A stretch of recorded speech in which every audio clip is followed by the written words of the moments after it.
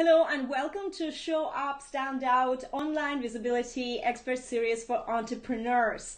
Today I am very excited because I have a special guest today. But before I introduce you to my guest, for those of you who don't know me, my name is Juliet Stapleton. I'm a visibility strategist, and this is the show where I talk to entrepreneurs all over the world about their journeys, how they stay visible online, what it takes in the online business to make it. And Alex is one of those people who know the inside secrets. So we're going to pick his brain today. Alex Schlinsky, all the way from, where are you now, Alex?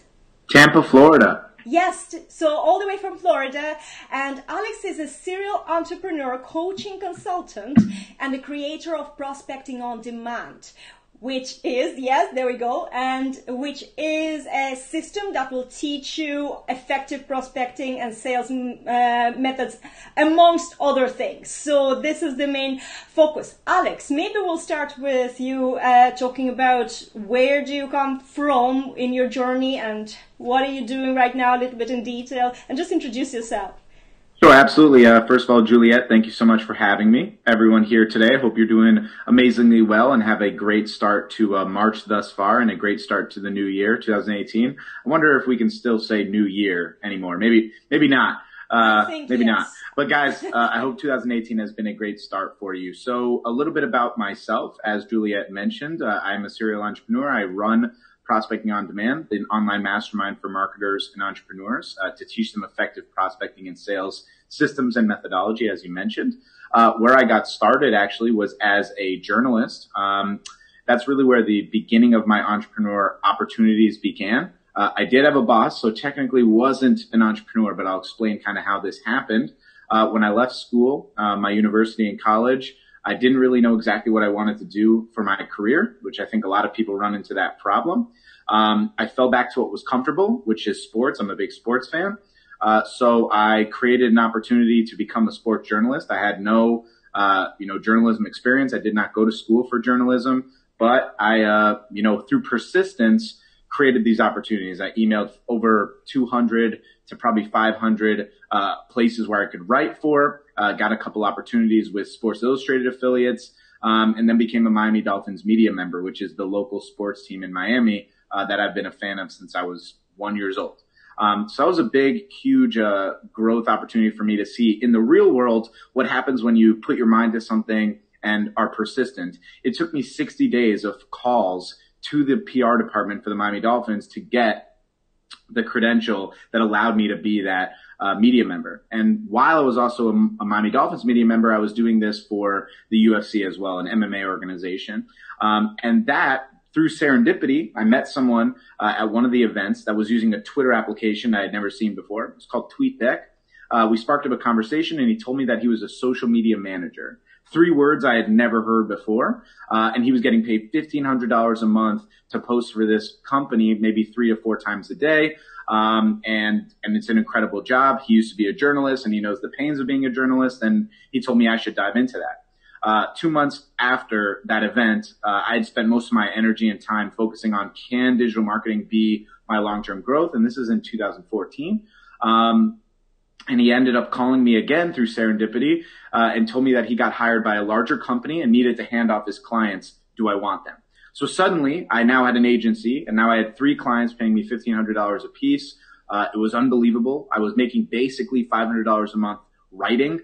Now I was over, nearly $4,500 a month, like that. And that's how I thought business would be, right? I thought it's just going to be like that. Now, moving forward forever, it's going to be super easy to generate opportunities. And that wasn't the case. The following rest of the year was very difficult, trying to figure out how to retain these clients, generate new clients, make sure that they are with us, buying courses, hiring mentors, making a lot of mistakes, making a lot of successes.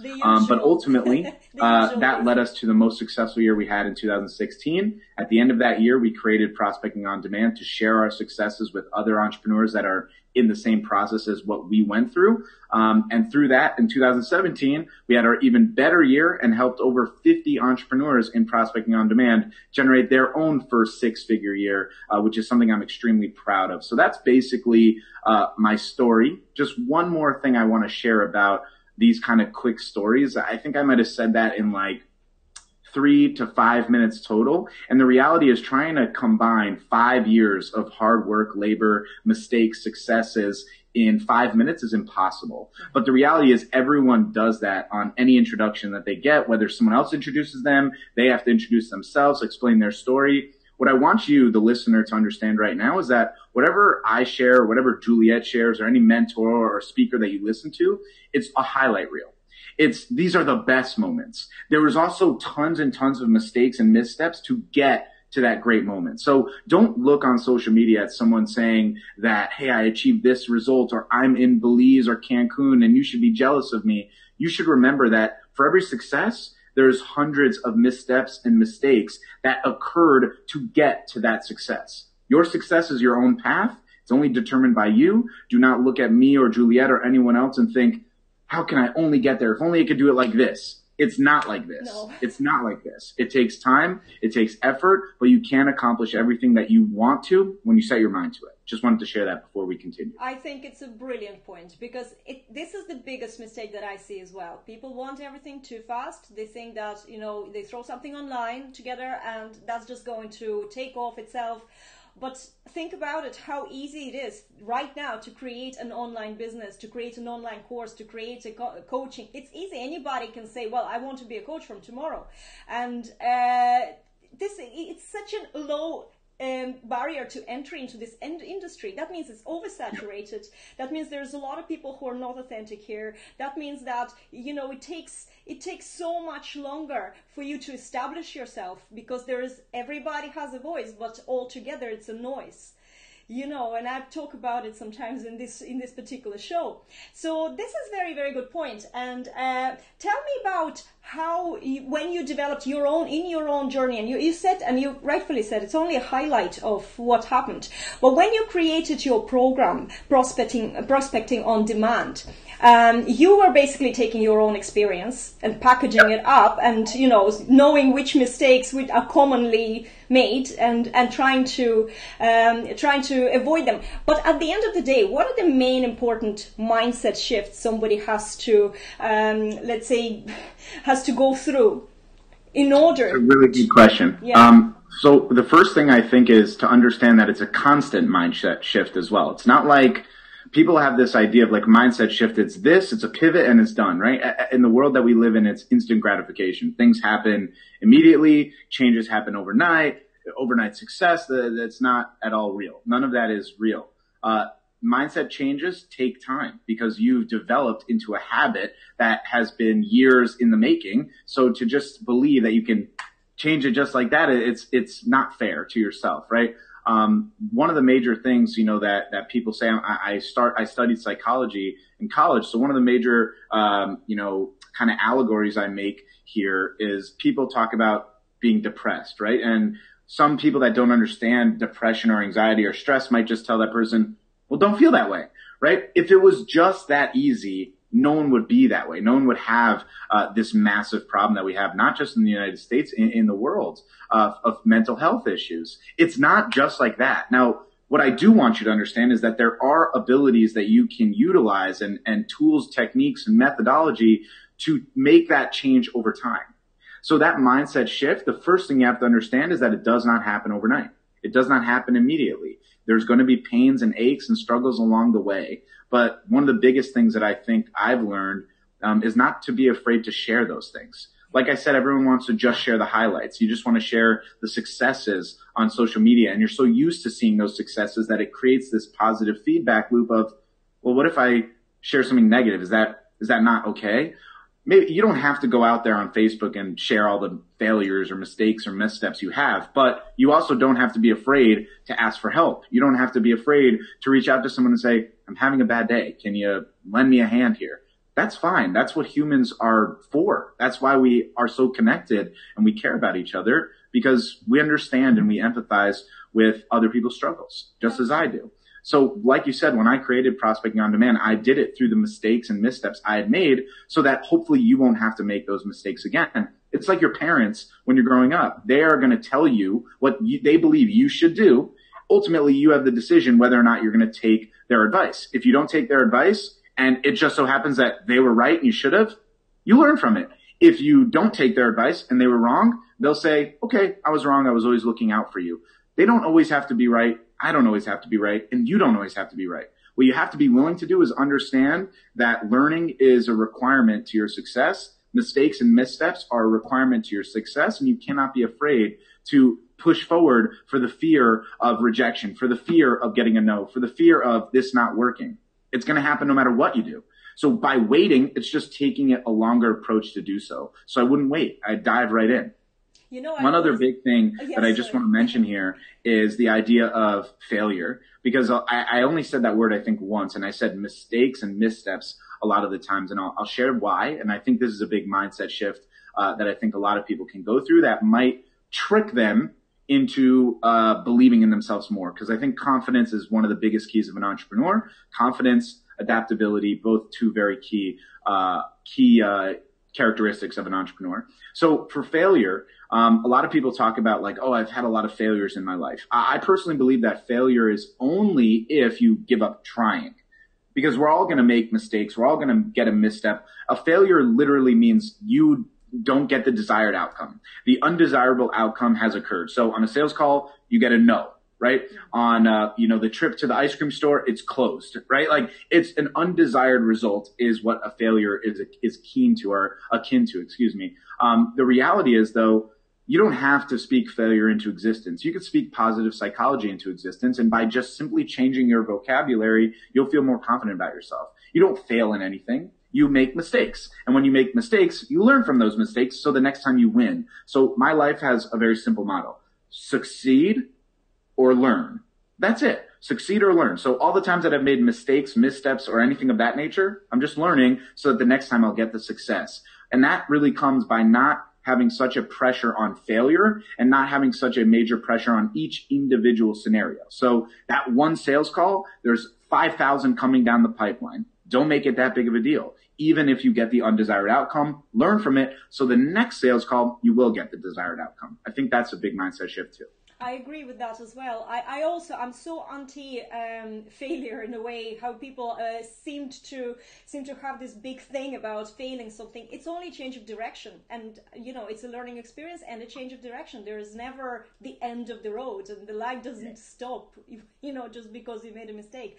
And I so agree. And I think that when you start seeing things like that, and you actually start not welcoming mistakes into your life, but you're happy when you make a mistake. Now this is not working. This is good, because this is now helping your direction. For me, I definitely, when I started thinking about it like that, a lot of things changed. And then I loved your point about waiting. That's a huge one for me. And you know what I compare it with sometimes? If you want to lose a few pounds and you're not starting to exercise, and then you're not starting to exercise for like the next few months, you're actually going to put more weight on. So you will have to lose more. Exactly. Because you delayed that start. And I think that this is brilliant. Okay, well, Alex, let me talk about you and your strategy in terms of online visibility, because you are reaching out to you have an online community, don't you?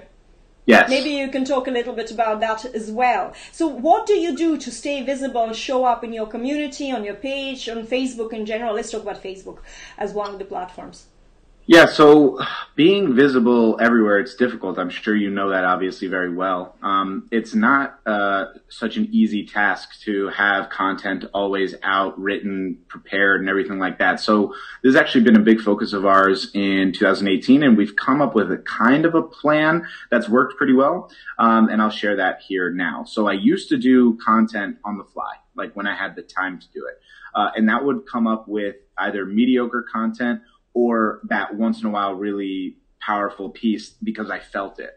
What I'm changing now in my business is when I feel a spark or inspiration for something to write about or post about or do a video about, I just have a quick little note on my computer that's like for content. And then there's basically two categories, video or post. And then I write maybe one or two hot keywords, topics that I know when I read it back in 2 weeks from now, where all these other things have happened that I totally forgot about what I was writing, I know just from those 2-3 words, oh, that was the point I was trying to get across. And also at that point, maybe more information comes across. So what I do now is I either have a bi-weekly or weekly schedule of an hour slot where I will create all the content that I want for either that week or 2 weeks based on the brain dump information that I have there. That has allowed me to make it a lot easier to kind of stay visible online. We have a free Facebook group. We've got a Facebook page. We've got my personal page. We've got a LinkedIn page, Instagram. There's so much, right? One of the big things that I'm really keen on is understanding to focus on the one major platform that you know you can crush, and then you can go out and spread your wings, because there's so much content out there in general. At the very least, find one place that you can control and dominate. So that would be basically my number one recommendation on that visibility side. Yeah, same here actually. That's what I always say. And I myself, I'm very active on Facebook. I am not active on other platforms, you know, even though I do have a plan. I have a plan of conquering LinkedIn next. But to be honest with you, one thing at a time really works. I think that's one of the mistakes that a lot of starting entrepreneurs do. They spread themselves everywhere and they don't put focus on something, achieving one goal somewhere first. You know, and then it's just, again, the progress is very slow because you're just wasting too much time on too many things. Yep. I love your idea of writing down things. I used to post when I'm inspired. I still sometimes sit down. I love this long post, you know, when I'm inspired. But in all fairness, it does take time. And sometimes, you know, it's just, you have to find the balance between life and work. And yes, you can get inspired sometimes, but is it worth spending that? Because it's not just writing. It's also, you know, you have to proofread it and everything and maybe find a picture. So it turns into like 15 minutes to half an hour work, you know, and it's not always worth it, you know. So this is a great idea. Evernote works perfectly for that, for these. Evernote's good, yes. Yeah, it's fantastic. And I noticed another thing, and I want to ask you about how that you do a lot of interviews, and if I go to your page, I see a lot of videos where there's actually two people on. So is that a part of your strategy? Yeah, so I love doing these type of interviews, first of all, to expose more people to myself, my brand, my product, in the hopes that I provide value and change someone's life in any way at all, because that's how this kind of business works. So one word, one sentence, one line, one thing that resonates with someone can change someone's life completely. I just told you the big turning point in my business was complete luck and serendipity out of nowhere. I mean, I walked into an event preparing to do work for something completely unrelated to what I do now, saw someone on a computer, sparked up a conversation. 60 days later, I had $4,500 in revenue. That doesn't even make sense, like logically, but that's how the world works. So if I'm on a call with you, Juliet, and someone is watching today that has never heard of me or seen me before, but they are, you know, maybe leaving college and they're unsure of what they do, maybe they're inspired by today's event, and maybe that takes them to go to the next level. Maybe they don't remember my name, maybe they don't remember my product, but at the very least they can say, I watched this live, you know, a couple months ago and it just changed everything. That's fine with me. As long as someone is being motivated by it, that's really what the purpose of why I do them. And I love doing these lives and sharing value. I think that this is, again, you can actually bring another mindset shift that a lot of online entrepreneurs go through. When you stop making it about yourself and you only do things to touch and inspire and guide other people, whether it's just with your words. But I agree with you. I don't care if somebody heard something I said and they would never remember my name or who I was. They'll remember this blonde girl said something. I'm okay with that, because the most important thing is that they've moved. They did something, even if it was one step in the right direction. That already fulfills me completely. This is what this is all about.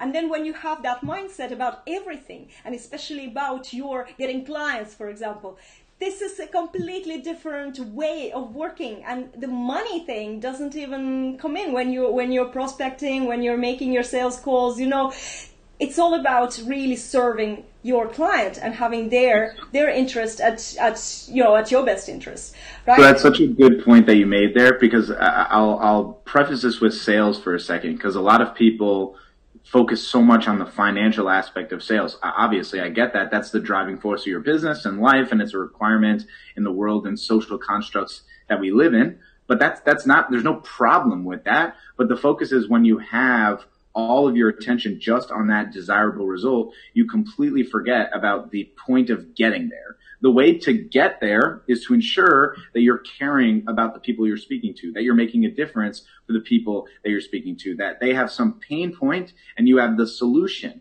Not here's a pain point and here's some random thing that let me just pay me, right? It doesn't work that way. So when you care about the people that you work with, sincerely and honestly and earnestly, they know that, you know that, and they're confident that your purchase or that your product or service or offer is going to solve the issue that they have. And that's with anything that you've ever bought in your life, literally anything. Maybe the only thing that's a little bit different is maybe restaurant style, like food restaurant style. You don't really have to know, like, or trust them. But some people, for example, like germaphobes, they won't go to a restaurant that they don't know if they don't know, like, or trust them. But in our selling society as entrepreneurs, you must be able to be known, liked, and trusted to ensure that the people that are purchasing from you are going to be satisfied. And not only that, you want them to come back and purchase from you again and refer people to you. That only happens when you truly care about your customers, when you truly care about making a difference. And that's why we do these lives, to prove that, to prove our concept, to elevate our status, and hopefully change someone's mindset from being money, money, money, money to how can I do something that will make a difference for someone that also allows me to get paid and grow my business. That's the focus. This is, I think, the problem is when you come from the background of financial frustration. It's very difficult to not think about the money when you're worried about how to put the food on the table. And yes, 100%. Sometimes I say that, and some people, other people say get a job. I will tell you honestly, guys, where I live around here, it's a small location, and sometimes for someone overeducated, it's impossible to get a job. So you just have to keep going what you're doing. So you really have to get out of your head if you want anything to happen, because when you are working from the point of frustration, it's like an energy that you're giving out, and people feel 100%. It, and it repels the sales. It just you have to get help with your money blocks if you are in that position. And that's where I think the problems are starting. I found one thing that I disagree with you, and it's about the restaurants. I think that the restaurants are exactly like us. They need to make sure that people love them, trust them. I research. We are huge foodies in this household, so I'd research things to death. I have my wedding anniversary coming up, and I don't even know where to go to because nothing is good enough. I love that. I think that one's an interesting topic because I think some people, they don't care about where they're getting food from, but I think also the restaurant niche has such a different price point. For example, like where you're going for your wedding anniversary versus where you're grabbing a quick bite for lunch is completely different, right? Of course, yeah. So it's a little bit of a difficult metaphor to make in terms of like know, liking, and trust. I agree, anything probably over like a $25 standard meal, you want to know, like, and trust them. But the reality and the point is obviously that you want to know, like, and trust anyone that you're making any transaction with whatsoever, really, even if it's as low as $5 or less, but especially so when it's 500, 1,000, 1,500 plus recurring. Obviously, it's quite required that they know, like, and trust you, and that you care about who they are and what and what you can do for them. That really does make a huge difference. Exactly. So, Alex, where can people find you? Where can they follow you? Maybe you can talk about your group a little bit more. Sure, absolutely. So you can find me here on Facebook at Alex Schlinsky. You can also find us at prospectingondemand.com. I'll throw in our free training in the comments here for you guys. It's prospectingondemand.com/leadhof. I'll throw that in there so you can watch that if you like. It's about how to prospect and sell effectively for marketers and entrepreneurs. I think you guys would like that a lot. Basically, what we do online is all I try to do is provide a ton of value to the point of getting people to join our community in Prospecting on Demand. For the people in Prospecting on Demand, our focus is getting them to become a Hall of Famer, POD Hall of Famer, which is someone that has created a six-figure agency that becomes more of a CEO rather than a consultant, because most of the people I speak to want to be CEOs, but they're just consultants because they don't know how to hire, they don't know how to delegate, they don't know how to stop muscling instead of creating systems. So that's kind of what we focus on in Prospecting on Demand, because I've had the exact same problem when I started in the beginning. You know, we had an amazing 6-figure year, and then I realized there was no systems behind it. If I got sick tomorrow and I was out of commission for a month, nothing would happen. The business would be zero. So there was no business. I'm the business. So if you're the business and you're listening to this right now, watch my webinar, prospectingondemand.com/lead, HOF. And I guarantee you it will provide you insights on how to take yourself out as the bottleneck without having to invest anything at all. Yes, at the end of the webinar, I offer you to join Prospecting on Demand. You can join us if you like, but the point is that the hour-long portion that I'm providing you value is all focused on how to overcome shiny object syndrome, information overload, and remove yourself as the bottleneck of the business, because it's such a problem with most entrepreneurs that I speak to. That's true. And then again, guys, don't wait too long. Don't wait. Yeah, exactly. Dive in. Yeah, dive in. The earlier you implement these principles in your business, the faster it will scale up. Simple. Guys, Absolutely. Thank you so much for watching this. Alex, thank you so much for being my guest today. I really enjoyed it. I thought there's so many golden nuggets for our viewers to take away. If you're watching us on the replay, let us know in the comments for hashtag replay. And also, if you have any questions, pop them in the comments. We're going to add the link that Alex mentioned for the webinar. Definitely watch that. And guys, I will see you next week in the next episode of Show Up and Stand Out. Alex, I hope you have a fantastic day. You too, Julia. Thanks, everyone. Thank you, guys. Enjoy your day, and we will see you all soon. Bye. Bye-bye.